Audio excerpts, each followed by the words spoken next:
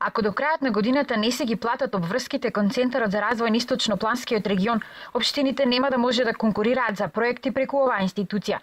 Ваква можност се најавува, бидејќи некои општини со години не му платиле на Центарот, преку кој се реализираат речиси сите проекти со европски и пари од државниот буџет. Неисплаќањето на долгот спрема центрите или спрема Центарот навистина ја загрозува екзистенцијата на Центарот и неговата финансиска стабилност. До средината на декември регионите треба да ги достават предлог проектите до Бирото за равномерен регионален развој.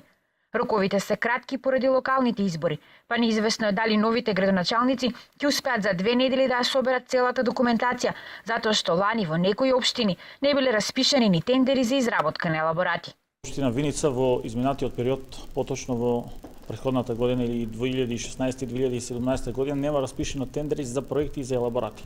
Што значи сега во моментот дека општина Виница нема готов проект со кој што може да аплицира дали кај Источен плански регион овде, дали кај Европска инвестициона банка или било каде, затоа што тендерите не се распишени.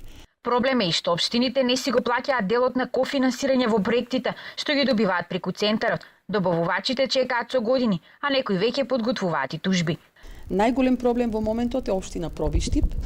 Тоа е проектот кој што го реализиравме со средства од Агенцијата за финансиска поддршка на земјоделието и руралниот развој. Инфраструктурен проект, го изградивме мостот на Пунеш, меѓутоа за жал кофинансирањето од околу 1.670.000 денари, веќе втора година општина Пробиштип го нема платено.